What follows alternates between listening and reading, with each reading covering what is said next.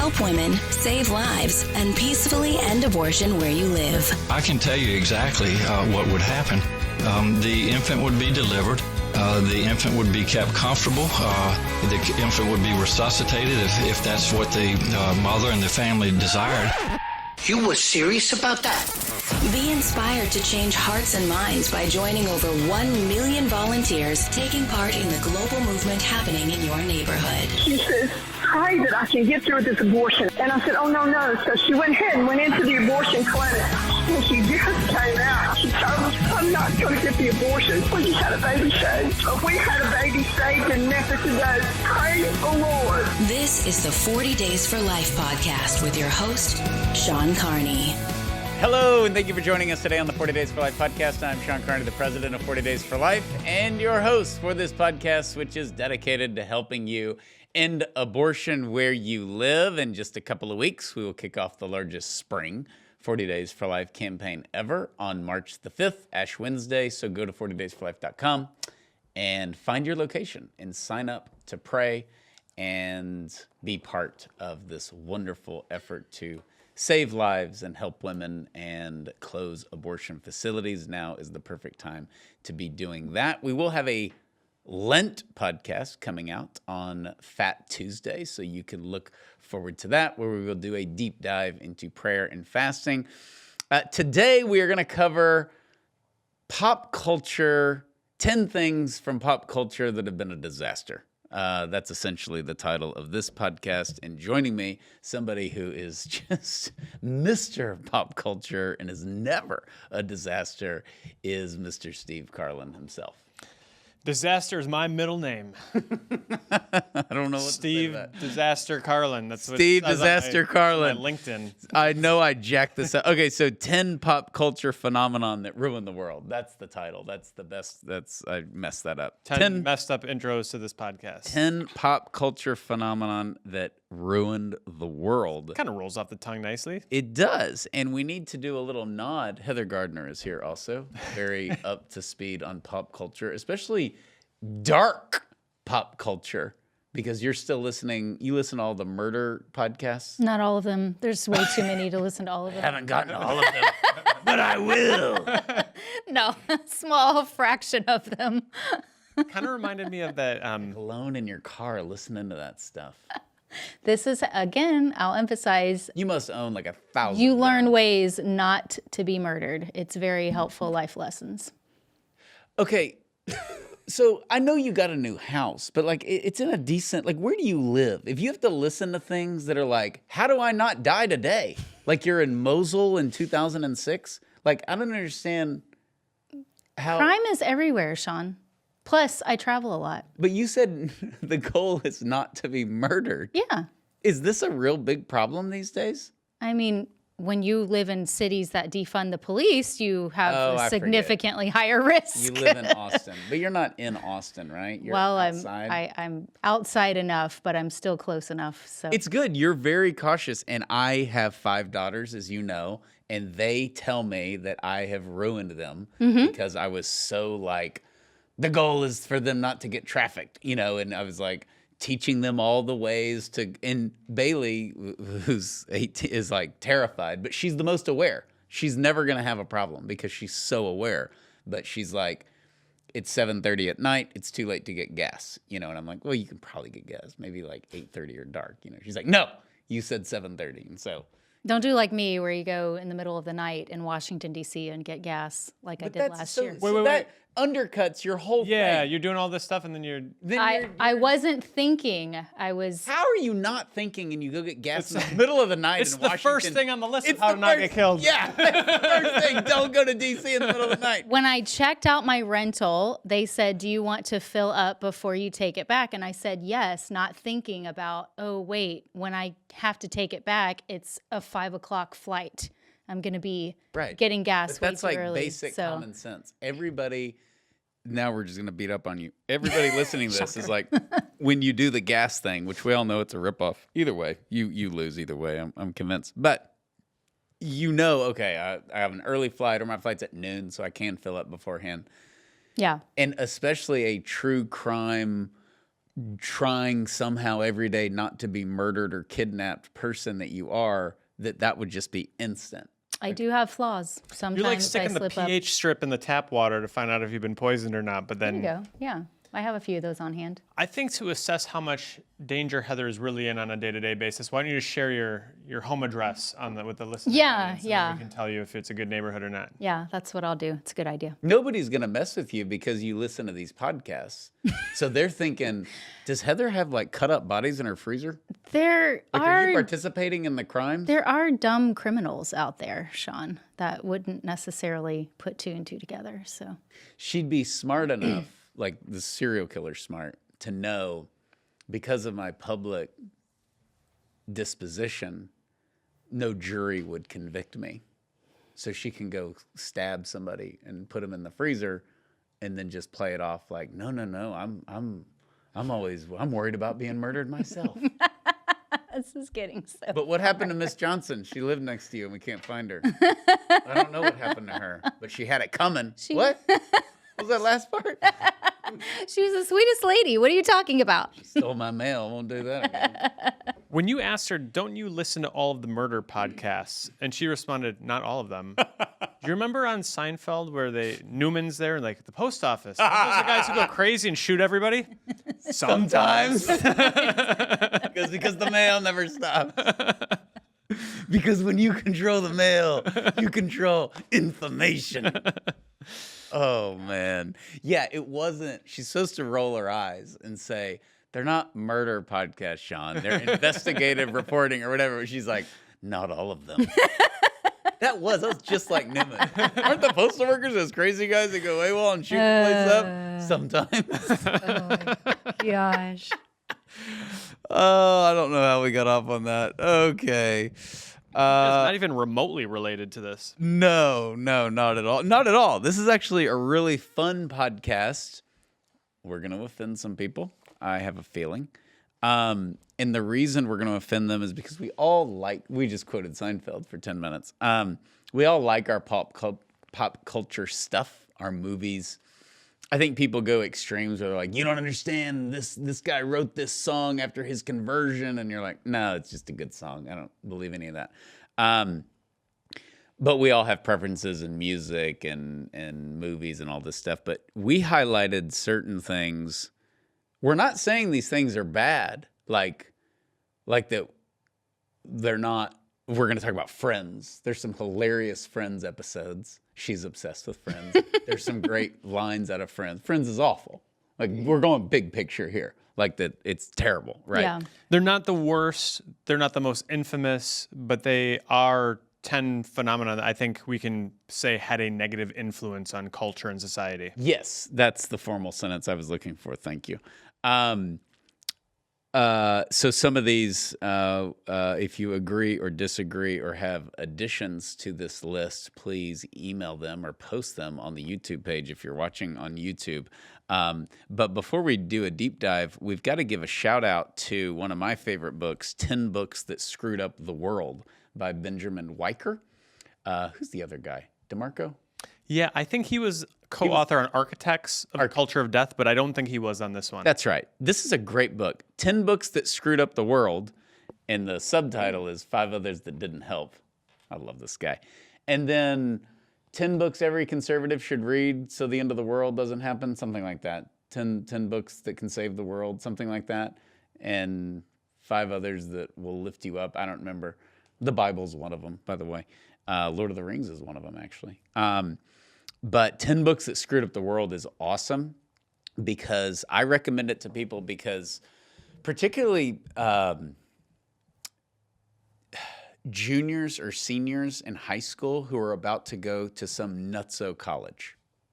That's a perfect book to give because you get Marx and Darwin and you get all the you just can't be like, Darwin was evil and nobody knows why. Or what made him evil. Some people are like, because of evolution, and they don't believe in evolution. But the evolution was probably part of Darwin's normal side. I mean, he had some freakish stuff going on. And the good thing about 10 Books That Ruin the World are that you get the substantive part of the authors and the books without having to read the whole thing and put yourself through misery. It's very accessible too. Like, he's an academic. This isn't kind of like a pop culture treatment that's superficial. He can, in, I don't know, 12 or 15 or 20 pages, get into the depths, get the essence of it, and yet you're comfortable picking it up and reading it at the end of a long day. You don't have to get your philosophy undergraduate degree first. I also think it gives the reader a level of respect for the books. Not a approval of them, but a respect, like, oh, this was bad. I know Mein Kampf is in there by Hitler. Yes. And that just gets referenced like, oh, he wrote some crazy book. Well, you read it, doesn't sound that crazy, you know?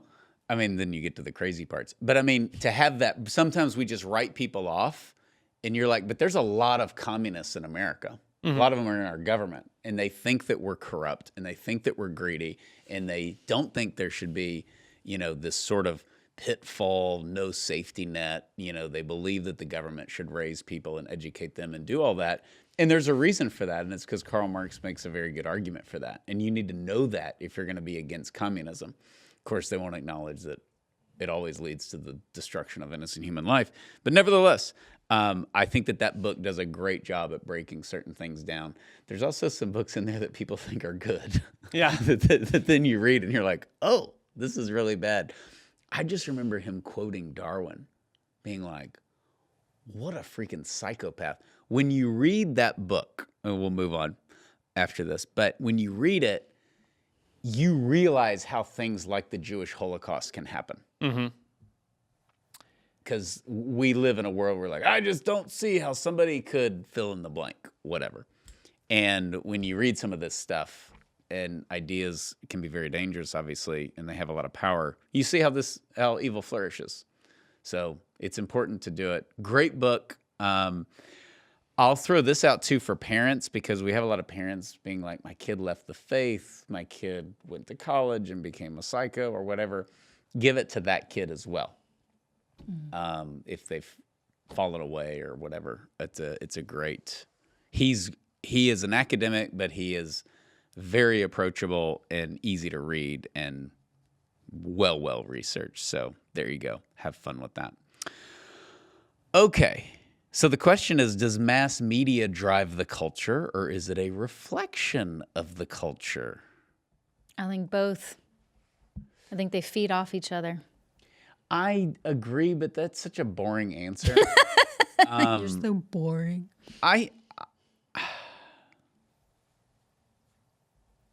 Was that boring, Steve? I don't know. No. It's twofold, right? So this is the whole thing with, in 2016, we had a lot of baby boomers who hated Trump. Okay. This is an interesting thing. Like, good Christian people who are baby boomers who, this country used to be special kind of folks. Okay. And Trump's evil because he's been divorced. They didn't want a divorced president. And my point was, he represents America. Now, for better or for worse, both. He represents the bad, he represents the good. He has sort of this ongoing, enduring, positive, we can accomplish anything as a people, we can accomplish anything as a country, we're the best, we're the greatest, this sort of, you know, America's the chosen one optimism, but he can't stay married for longer than 5 years, except to Melania. So there's that whole thing. And my point was that he reflects America, and that you're not on your dad's knee, you know, in 1955 after he reads the paper and he came home from the war and it's Happyville, that was a bubble. As Peter Kreeft has said, the 50s weren't the golden age. They were like the bubble. We don't live in a bubble now. We lived in a bubble then. Yeah. So I think that, but you also do have like the back room, like, we will normalize this. And the homosexual movement is the example of that. I don't think everybody was running around hoping everybody was gay. I think that we had an orchestrated, very successful and brilliant effort to normalize that in our society. You look at the Ellen DeGeneres episode where she comes out, and just the buildup to that episode of, there were ABC television station managers that were like, are we going to air it or not? Like, that was a thing. It's a joke now, right? Can you imagine, you know? But so I do think media pushes the culture probably more now than it's just this is the way we are. Look at the trans stuff. Nobody's trans. Yeah, it's a strategy. Everybody's trans, Sean. What do you mean? Yeah. Which then nobody wants to be trans. It's like now everybody's gay. So being gay doesn't mean anything anymore. It used to be like risque or, oh, you're a rebel or, oh, it's, you're edgy. Now it's just like, I know like 10 gay people. 20 years ago, I knew one. It was cool. And that's pushed the whole trad thing that you've talked about, where now, like, actually for the better, okay, we've pushed the bounds of every form of depravity as far as we can. Let's raise chickens and... Who's the trad wife that was like the corporate lawyer? I don't know the personality. She's on Twitter. She's famous, but she was like feminist, corporate lawyer, don't need men, great career. And it was just like, this is stupid. I want to get married and stay home with kids and cook. And that's what she does. And she has a Twitter account, And that whole movement of, I know the trad wife is like a thing, but just I want to get married. I want to, have kids. I think that's our nature. Although we're not, Generation Z is not really doing that very quickly. But these are, when we go through these, we can kind of label which ones we think these drove the culture or they reflected the culture. Because I do think it's either or. I don't think it can be both on all of them. Number 1, let the emails start. Dirty Dancing, 1987. Time of my life. I don't have a problem. Like, none of these are personal to me, right? I can be detached, even though I don't seem like I can be. I don't really like this movie, so this is fine. It's good that you added it.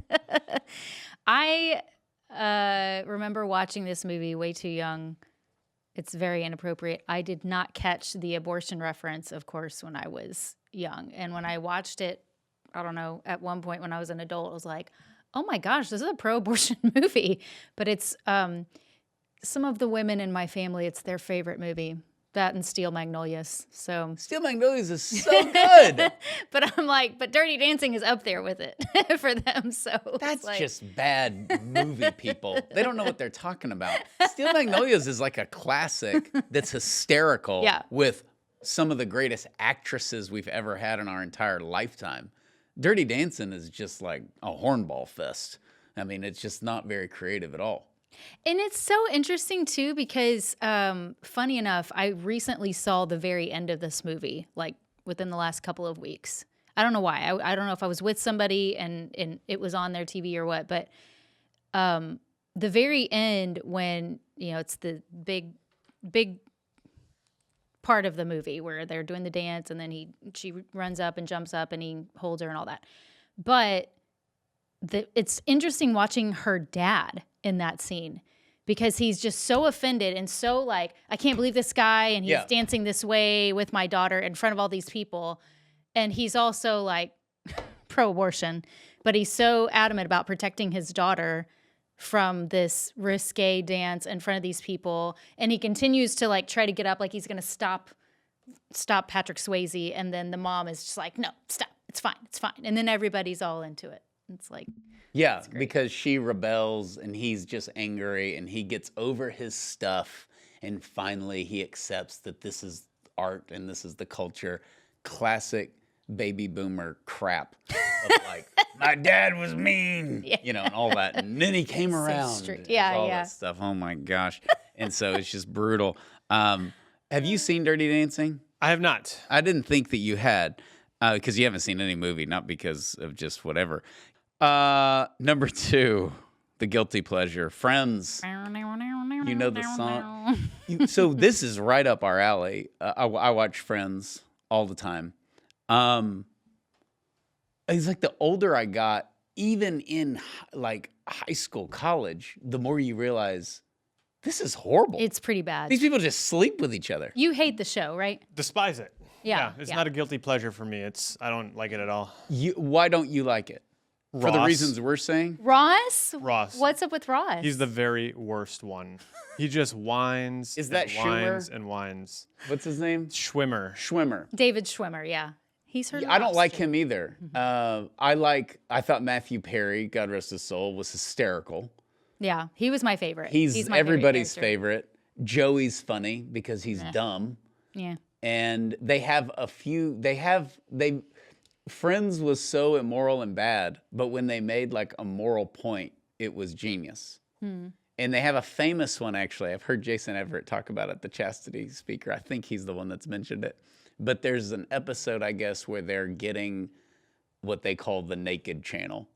Yes. The guys are. Yes. And Joey, it's like a, whether they meant it or not, it's very anti-porn. Because he's saying, we gotta get rid of the TV. I can't watch this. It's terrible. It's terrible. And it's like, why? This should be the greatest thing ever. You know, there's naked people on your TV 24 hours a day. And he's like, yeah, but every time the other day I got on the elevator and I was on there with a woman. And he's like, so? He's like, well, she didn't rip her clothes off. Right. So it's like, it like warps his brain, you know? So that's like 1 out of every 10 years they would make a point like that. But unlike Seinfeld, which Jerry Seinfeld said that Friends is just Seinfeld with younger and more beautiful people, which I actually disagree with because I do too. Friends is not making fun of the culture, it's encouraging it. Yes. Seinfeld is mocking how selfish we are, 100%. And they're making fun of all religions, all races, all age groups, all at the same time somehow. And Friends is just like, you're supposed to be kind of into the romances. You're never supposed to be into the Seinfeld characters. They're never supposed to be like endearing or you're like, I hope they keep dating. Yeah. You're never like that in Seinfeld. They're Larry mocking David's everything. motto for the production of the show was no hugging and no learning. Yeah, which worked. Although they have some of these classic references that like nobody would know, and it's really funny. One of the reasons I put this on here is because you finished college in 05? 05. I was 06. I don't think we're supposed to ask a lady when she graduated college, but we're all about like in the ballpark. And I feel like you could kind of see the development amongst our peers graduating college of like this sort of like urban family notion where we don't really need mothers and fathers and sisters and brothers. We can just decide who's our family. We'll all live in an apartment together. We'll all sleep together, and there's never any consequences to any of that. I think I saw it play out amongst my peers in late college, and I feel like it was driven in some ways by, this is where I would put Friends in that category of it drove the culture more so. It probably reflected it too, but drove it more than it reflected it. It normalized a lot of things because I remember having this discussion with a friend a few years ago where we were talking about Friends and how great the show was and also how terrible it was. And one of the points I made was just the complete normalization of porn. It's totally fine. And they were like, oh, it doesn't talk about it that much. And I, off the top of my head, named about 10 episodes where it glorified porn. I didn't know that. Oh yeah, at least there's, and it may not be the entire episode was focused on it, but it was like a small point or a scene in an episode. And it also was, now I was really little at the beginning of the show, but the very beginning of the series, it had the lesbian marriage. It had a lesbian remember that marriage. either. Yeah. That was Ross's ex-wife, right? His ex-wife, yeah, while she was pregnant with their child, they were divorcing and because she decided she was a lesbian and then she was marrying. So they had a gay marriage that they showed. And there's a female pastor that's presiding over the wedding. And she talks about love. And she said, love is two people, any two people. She emphasized any two people. And that wasn't making fun. That was for sure pushing an agenda in the early 90s. Yeah, when you wouldn't have said that. Like, that's no wonder why so many of my friends in high school, I think the show was finishing up when I was in high school. No wonder why so many of my friends are like, no, my parents won't let me watch Friends. Like, it's... The biggest, all those are really bad, but the most thing that they normalized was promiscuity. Oh, yeah. Sex before marriage. Joey would have had like 1,000 STDs. STD. They all would have had 1,000 STDs, and they would have had multiple abortions or kids. Yeah. And Seinfeld did that for sure. They mocked it more, but Seinfeld definitely was like, I mean, Jerry would have like 100 STDs. But Friends was definitely more of the glorification of it as far as this will make you happy. Mm-hmm. This is the way life is. You made a good point about the whole I'll pick who my family is and I'll live with these people and they won't judge me and I'll just do whatever I want. One of the ways, if memory serves me, because I haven't watched it in over 20 years, but all the parents of the people in Friends, if they would visit, they were all like the whipping boys of their kids. The kids controlled the narrative. The parents had no authority. They were either kind of dumb or they had no real insight. It was like you roll your eyes at the parents kind of deal. And that's just what I remember of like the parents have no real authority over their kids. One thing that was really funny that I read a few years ago was they were looking at Friends and grading it through the lens of 2021 or whatever year that was, talking about how anti-trans the series was because, and then they listed the reasons, and it was because they named the dad, because Chandler's dad is a burlesque dancer in the show. Okay. His dad. His parents are divorced. His mom is Fairchild. What's her name? Not Monica Fairchild. I knew. Morgan Fairchild. Super gorgeous. She's a romance novel writer. He's embarrassed by how sexual and everything she is. And the dad is a burlesque Vegas dancer. Okay. And then the dad shows... I don't even know what that means, but I'm afraid to ask. Yeah. Basically a drag queen, like dancing. Oh, I didn't know that. Drag queen. Oh, okay. Yeah, but then he shows up at Chandler's wedding in a dress. And it's the funny thing is it's actually a woman playing a man playing a woman. Oh, funny. So, but he shows up in a dress and like hair and makeup and everything. But they misgender him was this big thing. And I'm like, no, they don't misgender him because he never corrects them. And that wasn't a thing then. Well, it's never been a thing. So it's not that it was anti-trans. It's that it was just normal. Because Right. trans people don't exist. Yeah. Even though the signs say trans people exist. But that's just, they weren't being anti-trans because you can't be anti something that isn't even out there. Yeah. You know what I mean? Well, back then you could like have a dude dressed like a girl for Halloween and it would be funny, or you could make the movies about the guys who became sorority girls and it was funny. Miss Doubtfire. Yeah, none of that Tootsie. stuff. It's all gone. Yeah. It's all, but that's why it was funny. Yeah. Because he's not a guy. Yeah. She's not a girl.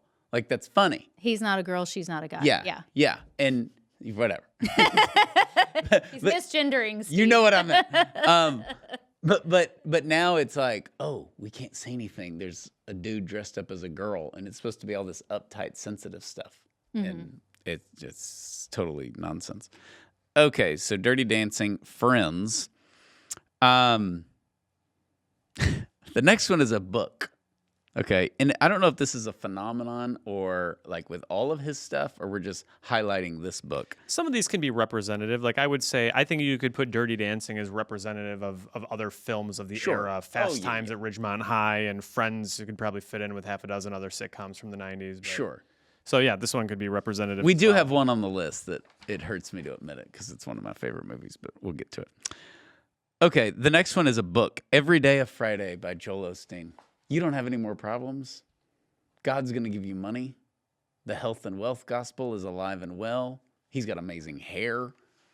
And it looks a little like he could be the brother of Gavin Newsom. Oh, no. I was afraid you were going to go there. I don't mean to say this, but that's just not fair to Gavin. Okay. I know he's had a rough go here for a while, but like, I mean, who are you hanging out with?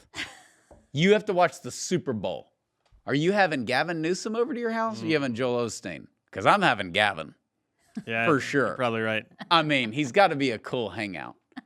But Joel, he's just going to sit there and try to cheer you up when like the Packers are losing. And you're just going to be like, shut up. Don't cheer me up, loser. There's nothing good about a pick six. Oh, no. You got that right. So Every Day of Friday, I make fun of this book and laugh at it a lot because obviously there's a big confusion here that he's having because Friday is the day that Jesus was killed. Mm-hmm. It's a day of penance, even if you don't observe that, okay? Because that's not just a Catholic thing. That's like there's a lot of... It's a historical thing. It's a historical thing that Friday is the day that Jesus died.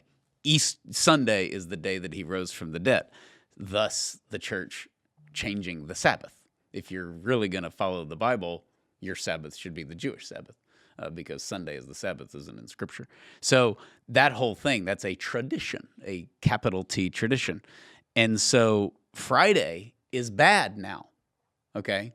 Because it was the day that Jesus was killed. But it's also payday for a lot of people.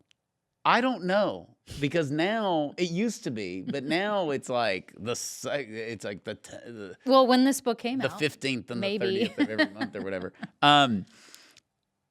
Okay, so to defend Joel Osteen, the poor guy, he's doing the sneaky thing, and he's saying he's not participating in the culture thing by saying Friday's our fun day because it's our last day of work, even though it's not for him because he was a pastor. But he's like, we all like Fridays because we don't have to work anymore. It's like this stupid goofy. Wearing 17 pieces of flair. Yeah, exactly. Let's get to the weekend. Maybe he's basically saying every day can be a Friday if you walk with Jesus, like the way you feel on Friday. Mm-hmm. It was just odd to have a Christian book saying make every day a Friday. Yeah. Well, I think it shows he misses the point. We've got a quote here from it. When you wake up in the morning and that negative thought comes to your mind, make a declaration of faith out loud. This will be a great day. I will get well. God will restore health to me. And that's just not the gospel. There's no Gethsemane in there. Thy will, not mine, be done.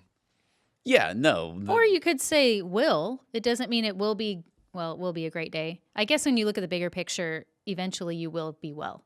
It ties the great day to the getting well or the health being restored or the money coming in, or it's our happiness is assuming that it's going to be some form of material prosperity or health bodily prosperity. Yes. And that's not the Christian life. And I think we have this on the list because a lot of people, I think, have been seduced into thinking that God is like the cosmic slot machine, right? Yes, yeah. That's what I was just going to say. Or like a vending machine, exactly. You put your prayer in and you get good stuff or what you want out of it. And the first half is 100% accurate. You wake up in the morning and, there is a negative thought. The devil attacks you with like a million little swords. But it's just kind of a goofy answer, which is God will restore health to me. I mean, the greatest mystery, I'm the most moved, like in the Christian life, I'm the most moved by the people who keep their faith when they don't get the prayer answered. They end up dying of cancer and they're faithful to the end. The martyrs who lose everything, they're tortured and die. I think that's the amazing thing. Like we can all, any of us could write the story that lives happily ever after, but the gospel is a little bit of a different approach to it. You don't know how do you deal with the prayers that go unanswered. That's the real intrigue, I think, of the Christian life is how do you respond when your prayers are not answered the way that you would prefer them to be. Well, it's actually an old heresy, which is bodily sickness means you're suppressed by a devil or possessed by a devil. It's like the old witch hunt thing. Like you've got chicken pox, and so therefore your soul is corrupt. Mm-hmm. This dude was born blind. Who sinned, him or his parents? Right. Yes. And the prosperity gospel is the opposite, which is if you're rich and successful, you're in favor with God. You're blessed. And of course, we all have blessings, right, in our life. But when it's always material, then I don't know, Jesus spent all of his time promoting the poor and the sick. He said the poor will always be with you. Yeah. That was kind of like, forget them, but the whole notion that if you have money that you're well off with God is like the opposite of, The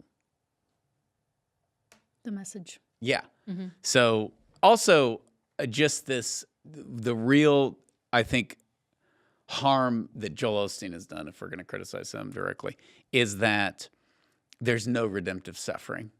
Right. I mean, you're just screwed if you have stage 4 cancer. Sucks to be you, and there's no that could be the most beautiful thing. We have a friend who is dying of cancer. She said, this is the best thing that ever happened to me. And so that makes no sense in Joel Osteen's world. That's impossible. And I think it leads you to doubt and despair. Like, let's tie this to our mission of abortion, right? You get the mom who gets a difficult prenatal diagnosis. Her baby is seriously sick. Maybe he's going to die.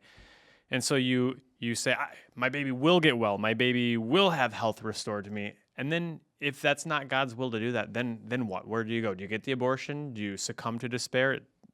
I just don't think it offers much. There's also no offering of self, which is how the morning should begin. Of just take my liberty, take my freedom, take everything that I have, I give it to you.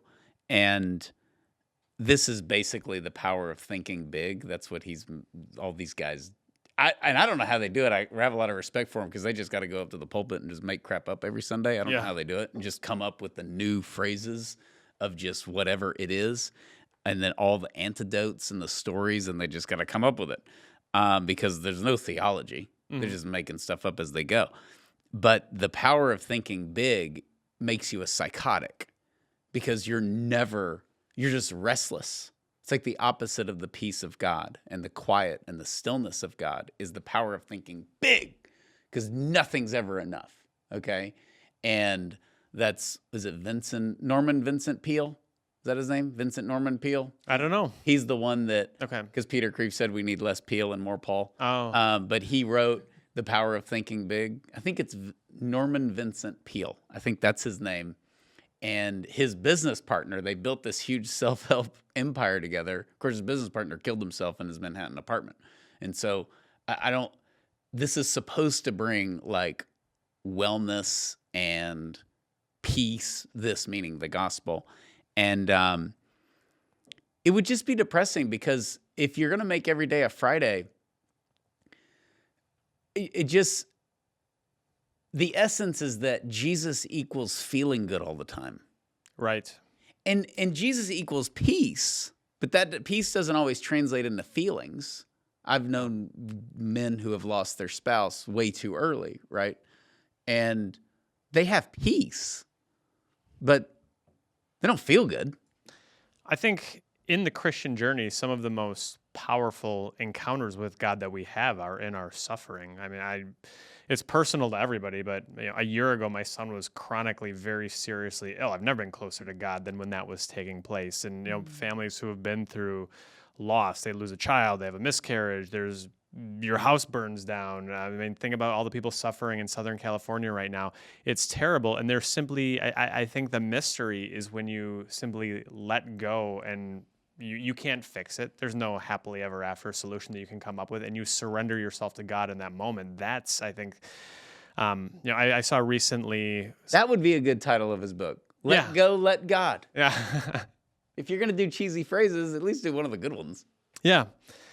Yeah, there's this was not a Christian leader, but I saw someone recently say, like, as far as I can tell, the purpose of life is to bear suffering nobly. And I think that if you don't have like a personal relationship with Jesus, that's about as close of a secular answer as you're going to get, is to bear suffering nobly. And there's no room for that in Every Day of Friday. Do you know who said that?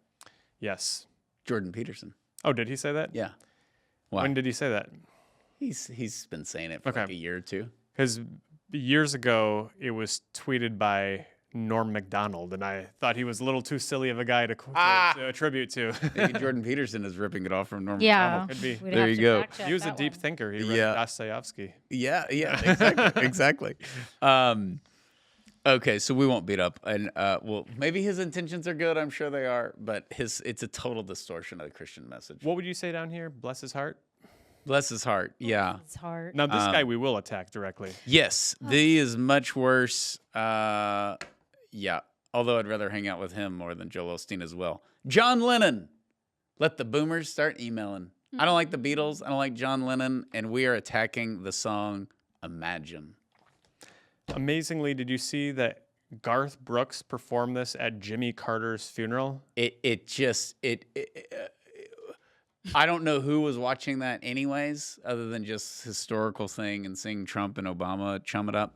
But Highly entertaining. Yeah, absolutely. Most entertaining funeral I've ever witnessed. Totally. And then they get Garth Brooks out there singing Imagine. Imagine there's no heaven. It's easy if you try. You want someone to sing that at your funeral?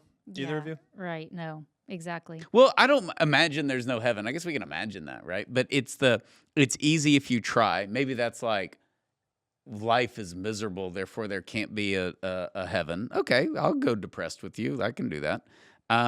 No hell below us. Above us, only sky. Imagine all the people living for today. So you get your 80 or 100 years and then total annihilation and nothing we ever did matters. I can translate that. I speak baby boomer. I also speak modernist philosophy. He just wants to have sex with a bunch of people and it not be a sin. And it's so sad because I actually love the song in terms of the music. The words are terrible, I know, but I love the music to this song. And there have been so many artists that have redone this. Dolly Parton recorded a remake of this. There's so many of them. Hippie, high in the sky crap. And it's just straight communism. Yes.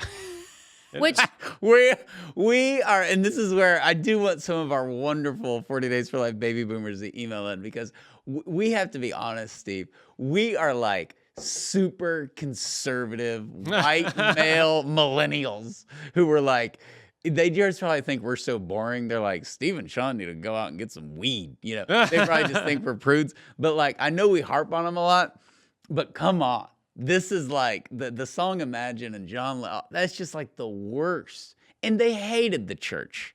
They constantly mocked Catholicism and religion, and it was just textbook run out. And that had consequences. That had a lot of consequences. That shot us up to a 50% divorce rate in the 60s and 70s. It shot us up into a contraceptive mentality and abortion and you know, the sexual revolution, which has been a total disaster, to where now you have grown men in locker rooms of college girls justifying it, right? And so there's how the sexual revolution ended up.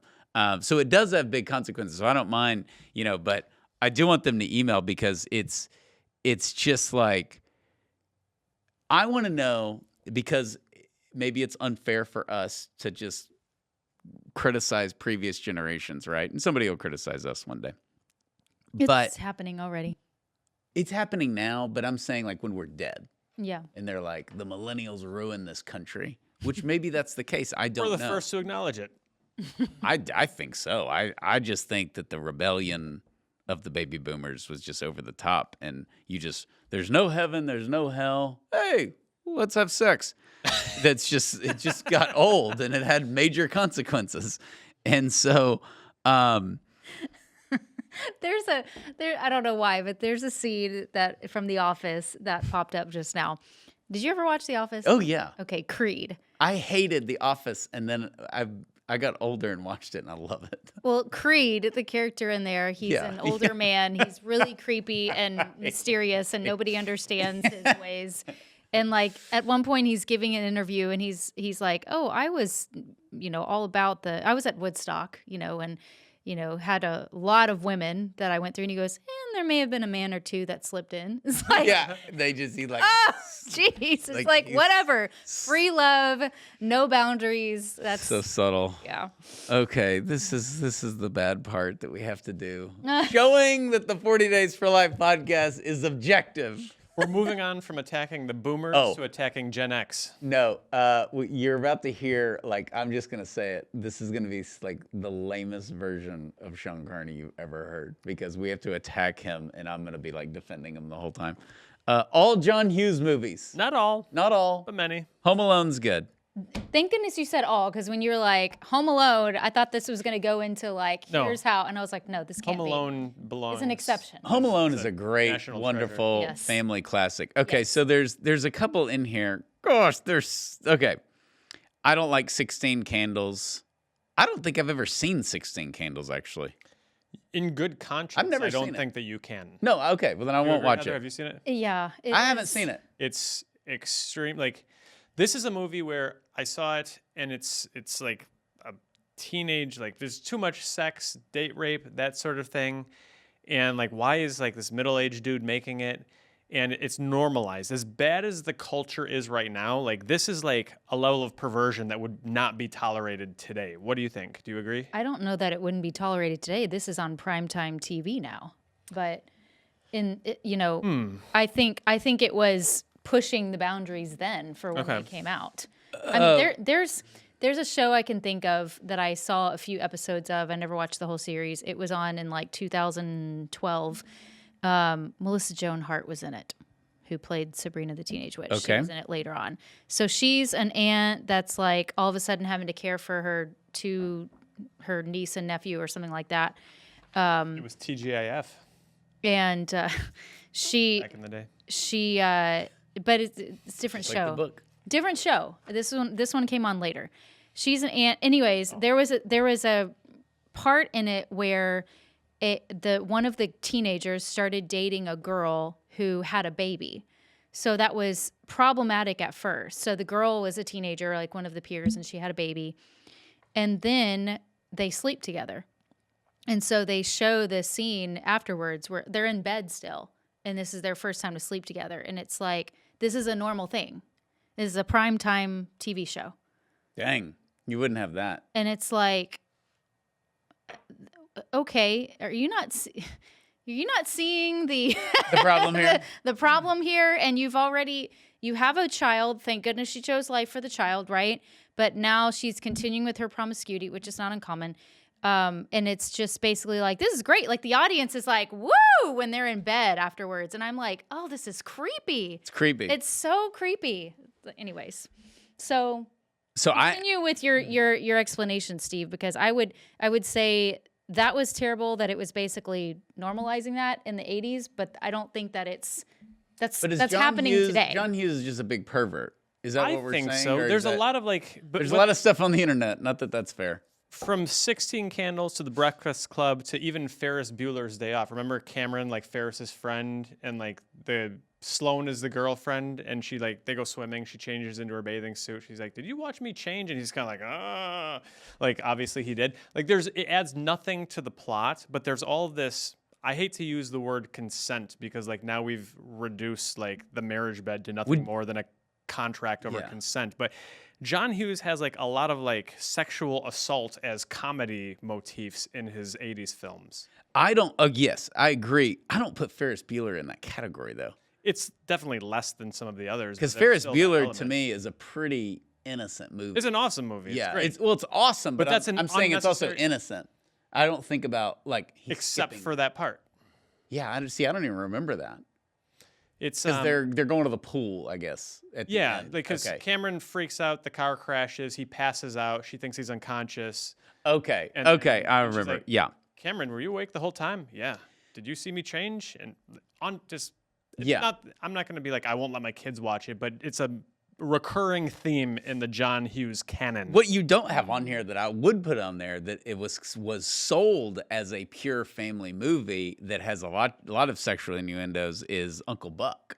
Oh. Uncle Buck's hysterical. Yeah. I think that movie's great. I've been known to circumcise a gnat. It's great with the hatchet and the boyfriend. I love that. But there's a lot of weird, subtle sex things in Uncle Buck. There was a point where I had every word of The Breakfast Club memorized. Okay, so I'm not going to come in here with false modesty. Okay, all the 4 food groups are represented. Did your mother marry Mr. Rogers? No, Mr. Johnson. So The Breakfast Club is great. There's that scene with, to your point, totally unnecessary where he's under the table. Molly Ringwald in real life wrote an essay saying she's 16 at the time, like in real life. And she's like, John Hughes is a perv. And she's like, I can't show my kid The Breakfast Club. Like, that's terrible. Wow. And she has a lot of moral regrets over all of the John Hughes movies she did, because I think she's in 16 Candles also. And then obviously she's in The Breakfast Club. But that doesn't add anything to The Breakfast Club. It's to your point. The Breakfast Club is built on brilliant dialogue, which John Hughes is fantastic at. Mm-hmm. Are there any questions? I got a question. Does Barry Manilow know that you rate his wardrobe? You can get the answer to that next Saturday. Like, it's just genius, okay? But it's like a coming of age, and you just have certain movies like that, and the dialogue is great, and they sneak out, and they get marijuana, and she falls for the criminal guy, and blah, blah, blah, and overall the message isn't really that great. But it's funny. It's clever, and it's funny, and he can't help himself. He like, hey, how do we get a, inappropriate sex scene in here, even though they're in a public school that's library. what bothers me here. It did a couple of things. It kind of paved the way for things to get even worse. Like, remember like the American Pie movies when we were in high school, just complete filth. But those are that's like the worst of the whole group. Yes, but You think this paved the way? I think for it that? paved the way for it, and also, But those weren't popular. I thought they were pretty popular. It was very popular. But they're not popular now. Like teenagers now are watching The Breakfast Club. They're not watching the American Pie crap. Correct. Correct. Okay, They I didn't see what you're age saying. like that's like a ooh, this is, idiot high school kids go American see it. Pie was pornography for kids who wanted to get it and couldn't otherwise, and now they can get it anywhere. That's a good point. That is a good point. It probably would be a bigger deal if there were no pornography. I guess that's yeah. I think this is like I wouldn't. But quality of movie. Oh yeah, it's garbage, and that's kind of the point. Is it was just pornography that Right. was marketed as otherwise. Whereas you can go and you can quote The Breakfast Club in some random place, and people of all ages will be like, "That's The Breakfast Club." But you're not going to quote American Pie. They're not going to know what you're talking about. Except for one time at band camp. and as good as John Hughes was in Home Alone, and like we love some of his stuff, like I wouldn't want that guy around my kids of any age. No. He paved the way not just for American Pie, but for Me Too. The There you go. hashtag Me Too. Is he alive? No, he died like 10 or 12 years ago. Okay. Moving on. Will and Grace, which was on from 1998 to 2006. So this is the first primetime show to feature openly gay characters. We knew that was coming. Right on the heels of Ellen, but she was, closeted for a Openly while. gay characters as main characters. Yes. There were lots of main when did gay Ellen do characters her before. like coming out episode? Was that in the 90s? Yeah, not long before this. But this is 06. Was hers in the 90s? Yeah. It was. Okay. All right. Yeah, so this basically marked the normalization of same-sex relationships. Because now we hear the networks are under pressure that like 50% of characters have to be LGBTQ, even though it's like 2.5% in the actual world. What really made it popular? So then Vice President Joe Biden touted Will and Grace in an interview in which he announced his support for same-sex marriage. What This was 2012. Was when that interview was. I've never seen Will and Grace. I've never seen one episode. But what I've been told, which may be false, is this also the start of the lack of the gay tragedy, which is like the gay couple is always well employed, never has problems, always has it together, is clean, never, their cars are clean, their apartment's clean, they have no problems, and all their straight friends are in a total disaster and bad relationships, and they're always like the fixer. They're the ones that have it together. That's the way I've been told that it's portrayed in Will and Grace, and in a lot of other, there's a great essay like there's no gay tragedy.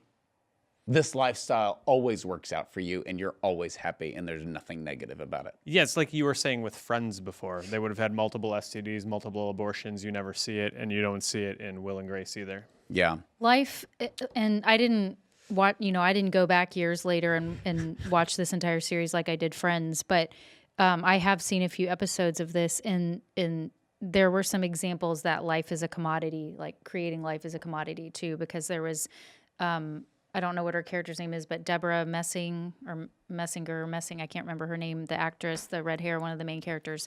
She decides at one point she wants to have a baby, and so she tries to convince one of the gay friends to conceive with her. So then there was like this super awkward moment where it's like, yeah, but he's not attracted that way. And so it was like going back and forth of whether or not they could actually go through with it. And it was just like, it was really disturbing. It's like, okay. And then it was like, you're not going to be together. So you're automatically creating a single parent situation for a child intentionally. Anyways, there's lots of stuff. I think it's interesting too, talking about Joe Biden. I have a question. Sorry.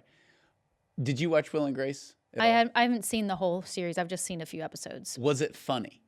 There were some funny parts. Okay, because I'm like, I didn't understand how this is from 98 to 2006. So I was graduating high school, in college, got married, had 2 kids in 2006. So we just weren't watching a lot of TV. I wouldn't have watched it anyways because of the gay thing. But I can acknowledge, this is funny. I think it kind of had a Friends vibe of humor. Like the writing was smart. From what I saw. It would have to be to sell it. Sure. Yeah. Hillary Clinton and Joe Biden both apparently acknowledged that marriage should be redefined around the same time. What I thought was interesting was there was an SNL skit that came out a few years later where I forget which SNL actress played Hillary Clinton, and Hillary Clinton was there, and she was the bartender. And so, like, the fake Hillary that was pretending to be her was talking to the real Hillary, whose name is Jane or something. And they start talking, and so one of them says to the other, the fake Hillary says, I could have acknowledged gay marriage sooner. And then real Hillary Clinton is like, well, and she goes, no, I really could have. And they just keep going back. And I'm like, and that's the thing, because in 2008, wasn't President Obama still saying marriage is between one man and one woman? But by then... By 2012, he evolved. Yeah, but even by 2008, in our culture, we had already had the rule in Hollywood that you have to have at least one gay character that's seen in a good light in your movie in order for your script to get to even pass for us to make that movie. That was already like an unspoken rule by 2008. They couldn't see what we know now. They couldn't foresee people are going to get tired of the gay thing. Like if you just overwhelm people, 24 hours a day, there's just going to be a time where we're like, the rainbow flag, really? Okay, no one cares. All right, so that's Will and Grace. The next one on our list, which was a huge deal, but I acted like it wasn't and just ignored it and put my head in the sand. The Da Vinci Code, which was a 2003 book and a 2006 movie, and it's completely accurate. Yeah, so says Dan Brown, the author. For those of you who don't know, whoever that may be, it's a ridiculous mystery thriller suggesting that Jesus and Mary Magdalene got married and had children, and the conspiracies that have followed and been covered up for the last 2,000 years. And I guess it's a big the Vatican's corrupt thing. Yeah. But we know the Vatican's corrupt. It's not, you don't have to make a movie. Also, they're not even good at criticizing the church. Right. Because they drag Opus Dei into it. Opus Dei is the secret. And you're like, number one, Opus Dei is extremely public and not secretive at all. And it's everywhere. It's in our schools. It's, priests. It's lay people. And Saint Jose Maria, who's obviously a saint, was this wonderful, loving, charismatic Spanish priest who smoked cigarettes and was super holy and super cool. And it just, he doesn't fit we don't know who he really is. I mean, he traveled the world and preached and was available to everybody who ever wanted time from him. It's just an odd thing to drag. Opus Dei is one of the beautiful things about the Catholic Church. It's not, they should have done have you ever heard of the Dark Dominicans? They should have just made something up. Instead they took Opus Dei, which is that's really, that's good. Everybody knows what it is. So that was another mistake. Also boy, everybody's dying for Jesus to have sex. I guess this is just to be homosexual. And to be gay. Yeah. And to be all that. It's just we want to project our culture on the cross. We don't want the cross. We don't want to carry the cross. We don't want to, if you love me, keep my commandments. No, you'll keep our commandments, actually, Buster. And all that, it's just, it's so lame. It's so worldly. And I had relatives. I just didn't even know this movie came out. And they're like, did you know that Jesus had kids? And I'm like, oh my gosh. What who falls for this crap? I think that has a bad, because of Tom Hanks? Well, right. But no, I think it also takes the risk of, depending on how we react. So people who are Christ followers, who recognize the truth and that this is not the truth. Jesus did not have a relationship like this. He did not reproduce. If we react to it oh my gosh, no, then it's see, they're prudes, they're anti-sex, they're Puritans, that kind of, so they're trying to insult us two different ways. And it's as they tell us that we have too many children. Right, yeah. Right, exactly. You're a prude, you hate sex. And so, yeah, I didn't watch this because I had listened to enough reviews that I didn't want. Well, it's so dumb because it's funny because the person who will be nameless, they're telling me what Dan Brown revealed about the Catholic Church, and all this happened at the Council of Valencia. And I had to calmly point out the Council of Valencia never existed. Yeah. Ever. That's another dumb thing that he did. He should have named one of the church councils and been like, and then they went into this basement. And that would have been more believable. But he just made up councils, I guess maybe out of respect in a back doorway, although he says it's 99% accurate. That's a big 1%, by the way. Yeah. He like, you've got the action, the storytelling of how they discover all of this. That's the fictional part, but he presents it as historical fiction where all of these things, Jesus having the kids and the church being corrupt, that's all true. And I think that this really, how did this influence the culture or ruin the world, as the title of this podcast declares? It kind of set the scene for every mom's basement crackpot to go find their theology and their history on Reddit or on TikTok or something like that. Like I've got like the cousin who, well, that's not true because I Googled the history of the church and this is what came up. It's total clown show. Oh, that's like when that guy in one time in Kansas when I did a training showed up to the sidewalk and said, you worship so-and-so and this, that, and I've got proof, and then it was all printouts from Wikipedia. Don't you love when that happens? Yeah, this is, this is kind of, we had an era here that coincides with the Da Vinci Code where there was somewhat of a cottage industry of the debunkers. You had like the Richard Dawkins and the New Atheists, and you had the guy who, he made the Avatar movie and Titanic. James Cameron. He's like, I discovered the tomb of Jesus and Mary Magdalene, and they were married. Like, he discovered it. Like, yeah. Every 2 weeks there was some new discovery. Like Time Magazine found a new gospel that has been missing until now. And it went away because then ABC did a documentary. Peter Jennings did a documentary on Jesus, and it was all in the context of if he existed, he probably would have lived. And it's like everything was in question. Mm-hmm. And this is the absolute beauty of Christianity because it forces the question. He lived, he died, he rose from the dead. Yes or no? What year is it? Forces you to decide. Our own scriptures say that if he did not physically resurrect from the dead, we are the most pitiable people of them all. Yeah, and it's not nirvana and Buddha and it's subjective where you feel you're experiencing nirvana or you feel like you're not experiencing nirvana. He either rose from the dead or he didn't. And to avoid that dramatic question, which forces one to change your life, forces you to change your life, you just question it or make stuff up. It's just one big fat luxurious avoidance practice. Mm-hmm. You just don't want to deal with it. And we all do that personally in our own lives. We don't want to deal with Jesus. We don't want to be held accountable. We don't want to, pick up our cross and follow him. And, the whole notion that you can just go in and it was like from 2003 when the book came out for like 4 or 5 years, it was just acceptable to be like, yeah, I don't know if Jesus was real. Right. And it was just total nonsense, which is why I freaking love that Mel Gibson did The Passion and just blasted everything because he's like, this is what happened. Mm-hmm. And in the most extreme, not the most extreme, but just depicting what it was. Here's my issue, too extreme. Here's my issue with Tom Hanks. Number one, oh my gosh, just go back to the bench in Forrest Gump or go to Normandy again. Like, you're so above this, right? Back to the island. Back to the island, okay? This was just way above, but he's got some weird stuff. My issue with, I think it was 20th Century Fox that did it. I don't know who actually, but big production, big actors.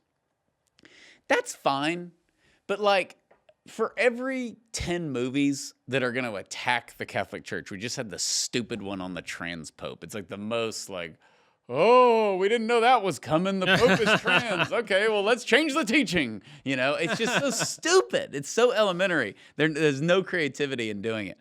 But for all of those movies, evil cardinals, evil Vatican, evil pope, where's the movie about Maximilian Kolbe trading his life at Auschwitz? In The Letters was good by Mother Teresa, but that wasn't a huge blockbuster. But where's a movie about Charlemagne in the name of God defending Europe against, Muslims who were murdering everybody? You could make an awesome epic about Lepanto. Absolutely.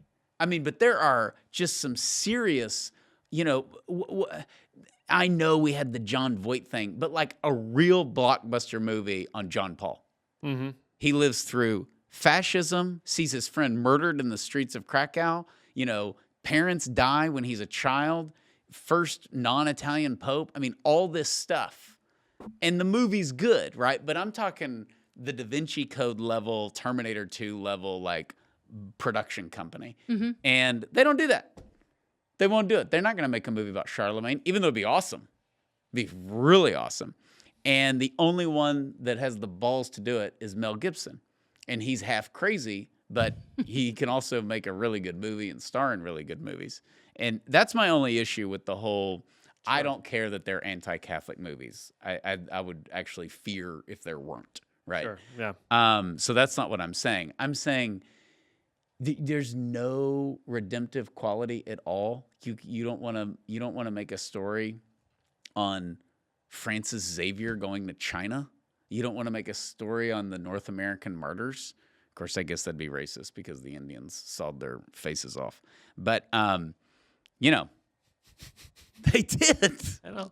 They Not did. supposed to call them Indians, Sean. Whatever. The Redskins, they killed all the priests. 2025, Sean. Gosh, my kids told me you can't say Indians. And I said, but what if y'all are misbehaving? And I'm like, y'all are acting like a bunch of wild Indians. And they're like, that's what we're talking about, Dad. You can't say wild Indians. Oh my gosh. The Indians are going to save us from all this stuff, I firmly believe. That's why I'm glad the Redskins are suing the Redskins. You saw that, right? Yes. Isn't that beautiful? Yeah, especially as a Cowboy fan. It's just like a bonus. Okay. The Da Vinci Code is number 7. Number 8. This is like Steve Old Grandpa. Rap and hip hop. They're all on drugs. Killing cops. All rap and all hip hop? Oh, Well, a no. whole lot of it. A lot of it. Here, I originally had gangsta rap, but I thought that would sound even lamer. Like I'm the whitest guy in the world, as you pointed out. Like you are the so gangsta white. rap is the problem. That gangster rap. Go, Pat, go. Could I score some drugs, please? Yes, I would like drugs. How do I get them? Okay, so glorified violence, drug use, promiscuity. I agree. Some rap and hip hop is very good and very creative. It is. Okay. No, I love Outkast. Love it. Okay. Well, there you go. What about, and he's all over the place, but he's kind of sophisticated now. Snoop Dogg. Where are you on Snoop Dogg? I'm tired of Snoop Dogg. He's everywhere, and I'm sick of him. Okay, so I'm the opposite on Snoop Dogg. I did not like Snoop Dogg, and then I listened to Snoop Dogg in high school. It was the only rapper I listened to. Okay. Bow wow wow yippee yo yippee yo. It's a great song. Okay, so I listened to Snoop Dogg, and then I got tired of Snoop Dogg because he's doing everything. It's like lens crafters. Get your Snoop Dogg. Martha Stewart, bifocals. Chips. Then I converted. I got older and I was Corona. like, I respect the heck out of this guy. I mean, he's like Tom Brady. He just keeps going. What can he not do in life? I'm saying as an American entrepreneur, he is a phenomenal example of he's in Lens Crafter. He's in Corona commercials. He's in everything. And he started off as just like a rapper. I remember being in 3rd grade, and we had some school thing, and our principal was like kind of elderly and not engaged in pop culture. And I can't remember. She's like, Christopher, what do you like? What are you interested in? He's like, Snoop Doggy Dogg, because that's what he went by back then. And she's Yeah. like, oh, Snoopy, that's nice. And I remember this Oh no. 3rd grade, like, no, Snoop Doggy Dogg. Snoopy the dog. Oh my goodness. Okay. Eminem's a pretty good Eminem. example of the worst. He's totally mainstream, and yet his lyrics are as awful, like fantasizing about killing his ex-wife. Bad. Yeah, he But he gets a Super Bowl halftime show. Yeah, no, I don't like Eminem. Eminem to me, he seemed like the kid growing up that really needed to get the crap kicked out of him, and it just never happened. You know how you do know that guy? I know that guy. That like it happened. I'm imagining that guy in my growing Yeah, up. I time am right too. now. And it happened to him, and everybody was like, he had it coming. Yeah. You know, nobody felt sorry for him. And that just never happened with Eminem. He was just like the perpetual punk who it's like, who is just one day on the playground going to just wail on this kid and shut him up? And it never happened. It's like my cousin Vinny, believe me. I could use a good. Okay. Are we going to have a warning on this podcast? I should have asked you that a long time ago. We could. I don't think we need to. I don't know. Yeah, we're just talking about Snoop Dogg and Jesus having Gangster rap. Yeah. Okay. Tupac. Is Tupac dead or alive? That's the unanswerable question. Oh, this is I had somebody, another person, who will be nameless.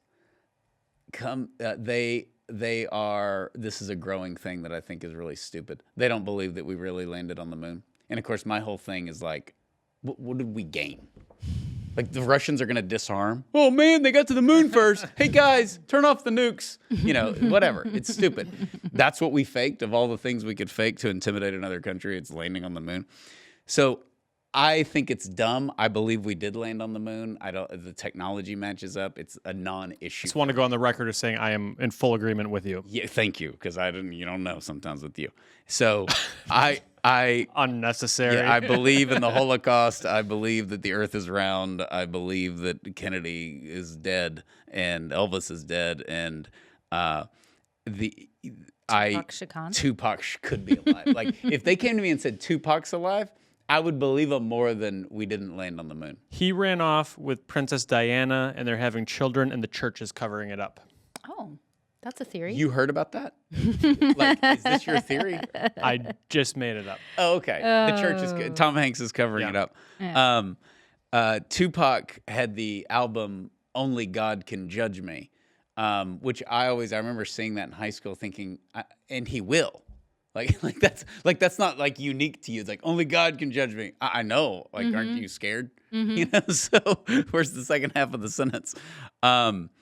You're saying that in, quote, keep your head up, Tupac, I'm trying to sound as white as possible. Mission accomplished.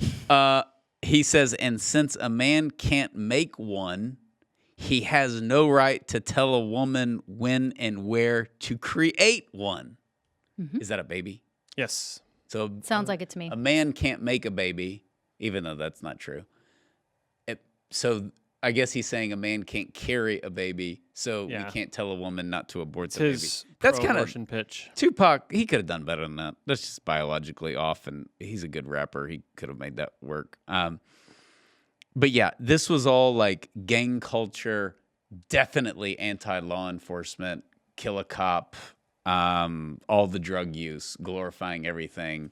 It brings it in the mainstream because right now, like everyone wants to ban guns, but yet you're having these guys come and sing at the Super Bowl about killing their other gang guys to talk about sounding white. They're talking about killing their other gang guys.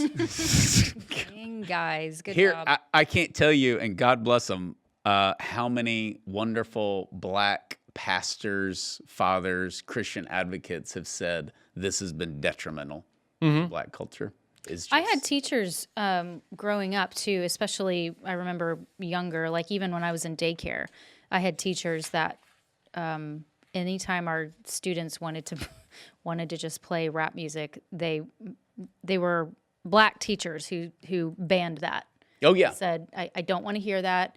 I don't, and they were dealing with the results of that a lot in their own life with their own children or nieces or nephews, and it was interesting to me. Another one worth mentioning is Everlast's "What It's Like," that has a thing about abortion. Yeah, and we're all the static walking through the door is us. Yeah. We've talked about that before. We have, You don't know, yeah.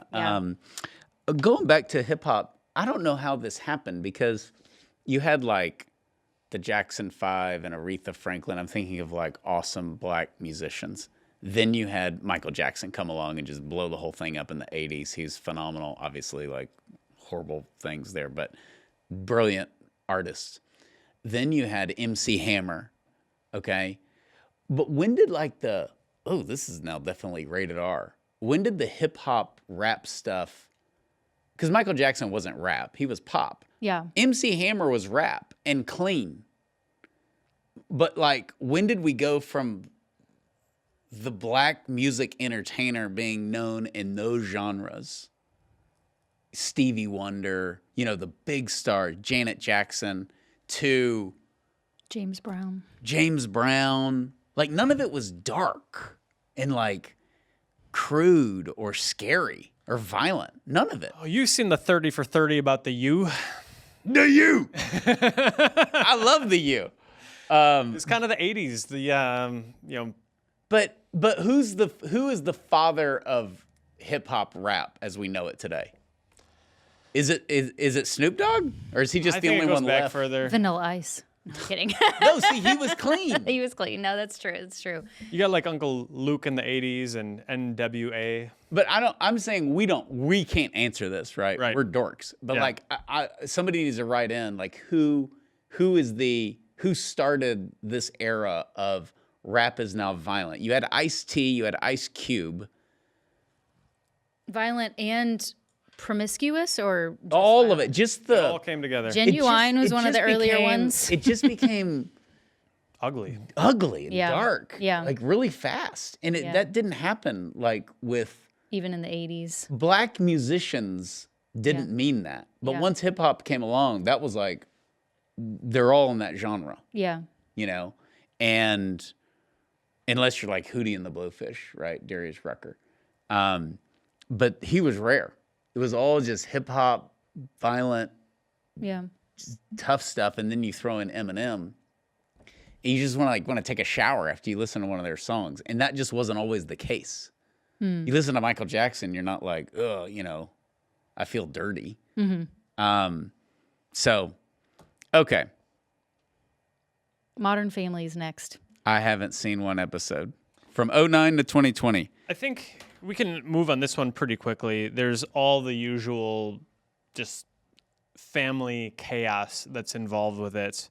But I think the name itself is really enough to suffice. Modern Family. It sort of insinuates that there can be such thing as a modern family, that the family is not an eternal establishment of God Almighty, that it is what you make it. And if that means you're divorced and you've got step this and step that, or your same-sex relationships, and that's family. It's just family is what you make it. That's kind of what it is, and that's why we put it on the list, because it just, again, creates this understanding that the family can be something other than what it is. So on all of these, we've done kind of a counter argument, I guess, except for the hip hop rap, which is, it's just music. Get over it. I guess that's the counter argument. But the counter argument to this is, hey, how dare you, Steve? This gives people who are raised in these non-traditional families a way to connect. Like, Yeah, they're 'cause not it's not their weird. fault. They're They not. didn't- That's not their fault. They're not freaks. They're just part of the. They're a family like me too, and they're on TV. And I think you can make of it what you would. I think you can make the best of the situation. That's what I'm trying to say. So it's not a bad thing if you're in a family that, let's say you're 25 years old and you have a mom and a stepdad. Obviously, that's a lot of us. That's not something where it's like, well, that's not a family. Like, no, there are different types of families, and families look differently, but you make the best of the situation. That's not what we should be striving for. Those are in still the culture. aberrations, right? Like, my father-in-law lost his dad at like 5 years old, and his mom did her best. They raised him, sent him to school, all of those sorts of things, but nobody would be like, yes, and if you want to go through life without a dad, nobody would ever say that. Yeah, you're not striving for Yeah. that. yeah. Well, it's because he didn't choose that, and we choose it now via divorce, and so we don't want to be held accountable at all. We're like, well, that's just we're gonna normalize it. Did you see the show at all? Modern Family? Family. Not much. I will say also funny. Okay, so that's how they did it. is Oh, for sure. Clever writing. Very, very. I have a lot of friends who love this series. Very funny show. We also, this was during the time period. I'm gonna not word this right, but I think people are gonna know what I mean. But from 2000 to 2020, definitely through like 2015, we really all wanted a reason to approve of homosexuality. Yeah. Because they were winning the PR battle, and we didn't want to deal with it. We didn't want to offend it. We had family or friends, I know I do, who are gay, and you don't know, you just want to be able to accept them and their behavior and move on and go to Thanksgiving. And of course, in good conscience, you can't do that. You can't just approve of everybody's behavior and say, oh, that's great. What's good for you is good. But all these shows help us do that. Yeah. Oh, but it's so funny, and we do that with a lot of stuff. What's not on here that we could add is the shows that aren't the gay stuff, but depict traditional family in a negative, miserable light. Roseanne, Married with Children. Yeah. The Simpsons, for sure. That it's in a subtle way. It's hysterical, but it's The Simpsons. You'll feel bad if you watch enough of it. It's just negative. Same with Married with Children. Okay. Yeah. So it's a man and a woman and 2 kids and all that, but everybody's miserable. And if you get out of that, you'll probably be happy. What's his name? Bundy. Al Bundy's miserable. No relation to Ted. You're right. Al Bundy's miserable in his life. All he has is his 4 touchdowns in 1 game, and he just wants to sit at home and scratch himself. Like, that's the whole message. And when his kids rebel, they have fun, and when they're home, they're miserable and whatever. Just that subtlety of family life, it means miserable life. Yeah. Which is the opposite of my experience anyways. We have a lot of fun. And it's chaotic. And it's chaotic at times, but it's exciting. There's always something changing. There's always people at the house. It's lively. Nobody's lonely. This last one, I don't know what it is. Is this Heather? Eat, Pray, Love? This is all Steve. Book that came out in 2006. The film came out in 2010. It spent 3.5 years on the New York Times bestseller list. The synopsis of it is, it's a nonfiction book by writer Elizabeth Gilbert. She's got a husband, a home, a good career, but she's not happy. So she divorces her husband to travel the world and to eat, which is kind of this cringe consumerism. She goes to Italy and just eats everything. She says to travel is worth any cost or any sacrifice, even if it's the person you made vows to. And she goes to pray, but not to Jesus Christ. She seeks God in Eastern traditions in India, which I think is also a sort of a cringe form of consumerism. We'll go find God if we got enough United miles to get us there. She said, God dwells within you as yourself, exactly the way you are. And she says, God never slams a door in your face without opening a box of Girl Scout cookies. So I think it's secular every day of Friday. Like, just cast off your husband, your children, your responsibilities, your whatever it is, and go seek personal fulfillment. And it got a lot of run in both the book world and in Hollywood.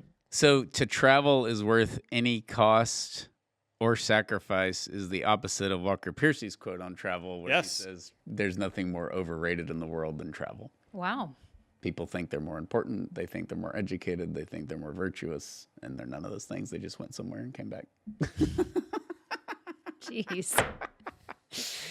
You want to get depressed? I'll get depressed with you. Let's bring some Walker Piercy in here. Okay, so that is our list. If you have your own, please email us if we're missing some things, or if you disagree or we're totally missing the mark on Dirty Dancing or any of these other things, you can put it on the YouTube page or email us at podcast@40daysforlife.com. Feel free to agree, disagree, add, or delete from our list, but every now and then we do a little dip into the culture and how it impacts us or how it doesn't impact us. So please rate, review, and share this podcast, and we will see you next time. God bless you.